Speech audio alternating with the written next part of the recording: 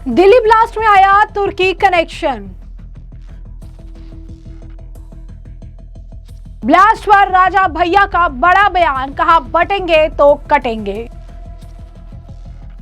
पाकिस्तान में धमाका, बौखलाया पाक। लाल किले के पास ब्लास्ट मामले की जांच में अब एक संभावित तुर्की कनेक्शन सामने आया है। सूत्रों के अनुसार गिरफ्तार डॉक्टर मॉड्यूल के दो सदस्य डॉक्टर उमर और डॉक्टर मुजबिल के पासपोर्ट से खुलासा हुआ है कि दोनों ने टेलीग्राम ग्रुप से जुड़ने के तुरंत बाद तुर्की की यात्रा की थी।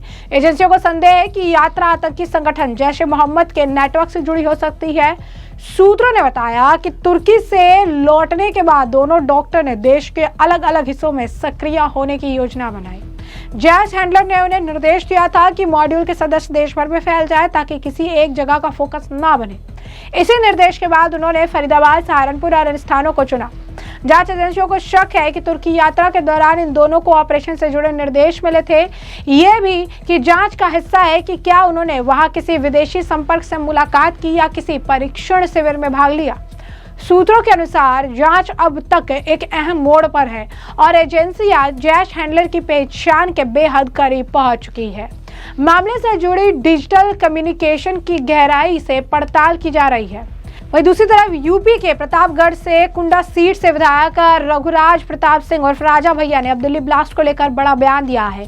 राजा भैया ने घटना को लेकर अपनी संवेदनाएं व्यक्त की है। सोशल मीडिया प्लेटफॉर्म एक्स पर उन्होंने एक पोस्ट में लिखा, जिसमें उन्होंने लिखा कि जो लोग दिवाली में धुआं और ध्वनि प्रदूषण की दुहाई देते नहीं थकते थे, आज दिल्ली के आतंकी विस्फोट पर क्यों बयान नहीं दे रहे हैं। निर्दोष हताहतों से प्रति संवेदना है। हमारे देश की जांच एजेंसी इस घृणित कांड का खुलासा तो कर ही देगी, कोई दोषी बचेगा भी नहीं। पर संतोष इस बात का है कि सारे देशवासी जान रहे हैं कि इस कृत्य के पीछे कौन सी विचारधारा काम कर रही है। बटेंगे तो कटेंगे, वंदे मातरम। बता दें कि दिल्ली में धमाके के बाद जांच एजेंसियों की नजर अब यूपी पर भी टिक गई है। शुरुआती जांच में आतंकी नेटवर्क के तार उत्तर प्रदेश के लखनऊ और लखीमपुर तक जुड़े होने की आशंका जताई जा रही थी। अब ऐसे में अहमदाबाद से गिरफ्तार 3 संदिग्धों में एक लखीमपुर खीरी के निघासन इलाके में रहने वाला बताया जा रहा है। वही लखनऊ की रहने वाली एक महिला डॉक्टर को भी जम्मू कश्मीर पुलिस ने गिरफ्तार किया।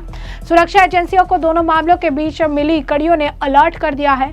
वहीं आपको बता दें कि दिल्ली में जो है सोमवार 10 नवंबर को लाल किले विस्फोट में आतंकी अंगल पूरी तरह सामने आ चुका है। इसके पीछे जैश ए मोहम्मद और अंसार गजवत उल हिंद के जुड़े एक सफेद पोश आतंकी मॉडल का पर्दाफाश होता दिख रहा है। जैश ए मोहम्मद पाकिस्तान से संचालित होने वाला आतंकी संगठन है जो वहां बैन होने के बावजूद खुलेआम फल फूल रहा है। लेकिन भारत ने अभी तक 12 लोगों की मौत के जिम्मेदार इस ब्लास्ट को लेकर पाकिस्तान का नाम किसी तरह नहीं लिया है। इसके बावजूद पाकिस्तान के रक्षा मंत्री ख्वाजा आसिफ खुद दिल्ली ब्लास्ट को पाकिस्तान के साथ जोड़ते देख रहे हैं। कहते हैं ना चोर की दाढ़ी में तिनका। दरअसल मंगलवार 11 नवंबर पाकिस्तान की राजधानी इस्लामाबाद में कोर्ट के बाहर कार में जोरदार ब्लास्ट हुआ, जिसमें 12 लोगों की मौत हो गई, 36 घायल हो गए। पाकिस्तान की सरकार ने इसे सुसाइड ब्लास्ट बताया और इसके लिए अफगानिस्तान को चलाने वाले तालिबान समर्थित उग्रवादियों को जिम्मेदार ठहराया। अब ख्वाजा आसिफ ने चेतावनी दी कि अफगानिस्तान में आतंकवादी पनाहगाहों पर हमले से इनकार नहीं किया जा सकता। निश्चित रूप से हो सकता है। आपको बता दें कि एक रिपोर्ट के अनुसार एक इंटरव्यू में रक्षा मंत्री ने कहा कि पाकिस्तान आज के हमलों के बाद कार्रवाई करने के लिए मजबूर है। उन्होंने कहा कि अब यह भ्रम नहीं रहना चाहिए कि अफगान तालिबान पाकिस्तान के हमदर्द है या शांति चाहते हैं, वे ईमानदार है। हमें खुद को मूर्ख नहीं बनाना चाहिए। और फिर उन्होंने दिल्ली ब्लास्ट का लिंक खुद से पाकिस्तान के साथ जोड़ दिया। नई दिल्ली में विस्फोट पर आसिफ ने कहा, मुझे आश्चर्य नहीं होगा अगर अगले कुछ घंटों या कल में भारत इसके लिए हमें दोषी ठहराए। इसके बाद पाक रक्षा मंत्री सफाई भी देने लगे। कहा, मैं अपने पूर्वी और पश्चिमी पड़ोसियों को आश्वस्त करना चाहता हूं कि पाकिस्तान उनके साथ लड़ने में दिलचस्पी नहीं रखता है। हम एक ऐसे चरण से गुजर रहे हैं जहां हम अपने आर्थिक लाभ को मजबूत कर रहे हैं और ये हमारे लिए एक महत्वपूर्ण मुद्दा है कि हम धीरे धीरे अपनी आर्थिक बेड़ियां खोल रहे हैं। उन्होंने कहा कि अपनी सोच में निष्ठा को और जग जाहिर किया और ये कहा कि बिहार चुनाव के दूसरे चरण से पहले पाकिस्तान के खिलाफ भारत के किसी भी दुस्साहस से इनकार नहीं किया जा सकता है। और ये बात जो है उनकी निकलकर सामने आई, जिसकी चर्चा सोशल मीडिया पर देखने के लिए मिली। इस बीच आपको बता दें कि दिल्ली ब्लास्ट को लेकर तरह तरह के बयान भी सामने आ रहे हैं और इसी बीच आपको बता दें कि किरण बेदी जी का भी जो है बयान सामने आया है। उन्होंने भी इस मामले पर कड़ी प्रतिक्रिया दी है और ये भी जिक्र किया है कि कैसे जिन्हें पकड़ा गया है, कैसे उनकी माँ जो है एनजीओ चलाती थी, विदेशी फंडिंग का एंगल है, कैसे इस तरीके से लोग जो है हमारे बीच है, आप सबके बीच में है। ऐसे लोगों को ढूंढ कर निकालना पड़ेगा। ऐसे लोग जिनकी मानसिकता ऐसी है उन्हें जो है ढूंढना पड़ेगा, उन्हें खोज कर निकालना पड़ेगा, क्योंकि एक बहुत गंभीर मामला है। सिक्योरिटी से जुड़ा मामला है, सिक्योरिटी थ्रेट है जो बनता जा रहा है, जो आने वाले समय में नासूर बन जाएगा। तो सुनिए क्या कुछ कह रही है किरण बेदी। ये जाने वाले नहीं अभी देश से, क्योंकि हमारा पड़ोसी बहुत दुखी है, परेशान है, हार चुका है, पिट भी चुका है।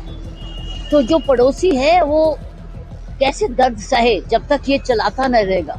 और साथ में ये मनी पावर है, ये जो ग्रुप्स हैं ये पैसा है, पैसा का खेल है। क्योंकि अगर ये टेरर नहीं करेंगे तो पैसा कैसे कमाएंगे? तो ये तो चलता रहेगा।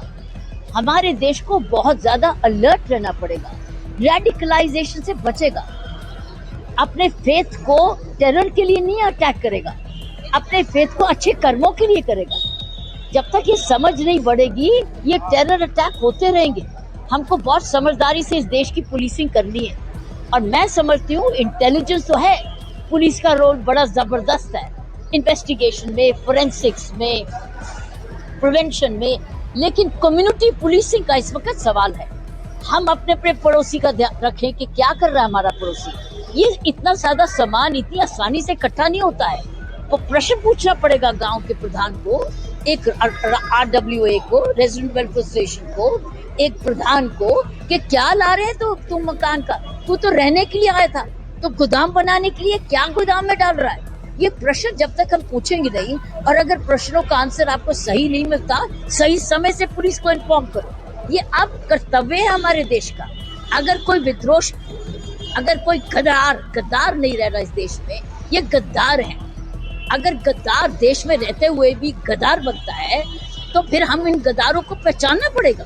गद्दार कोई भी हो सकता है, लेकिन अगर गद्दारी करता है देश में ही पढ़ता है, देश में ही सारे बेनिफिट्स लेता है और देश को मारता है, तो इसका इलाज पड़ोसी अच्छा, अलर्ट पड़ोसी। कौन किसको मकान दे रहा है किराए के लिए, कौन किसको गोदाम दे रहा है सामान लखाने के लिए, कौन पड़ोसी रह रहा है कि ये सामान इकट्ठा कर रहा है, ये खतरनाक है। तो इसलिए मैं समझती हूँ अब एक तरफ तो लॉ इन्फोर्समेंट और पुलिस सरकार का काम कर रही है और दिखता है कि कैसी जोर से कर रही है।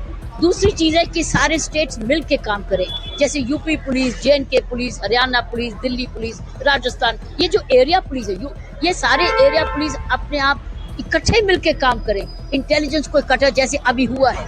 तो मैं समझती हूँ एक तरफ पुलिस मिलके काम करे, दूसरी तरफ कम्युनिटी पुलिसिंग करे, जो अपनी अपनी जिम्मेवारी ले, अपने और देशभक्ति का इम्तिहान पास करे। ये गद्दारों को ढूंढना अब हमारा कर्तव्य है, उनके ऊपर नजर रखना और पुलिस को इन्फॉर्म करना।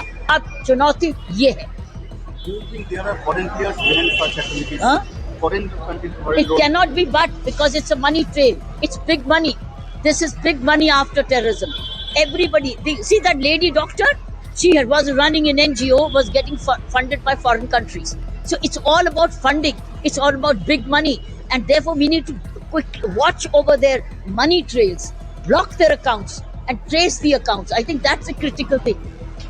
इसके पीछे बहुत पैसे का हाथ है, चाहे वो पाकिस्तान से आ रहा है, ये पैसे का खेल है। किसको कितना पैसा चाहिए, एक पैसा का देने और पैसे का लेने।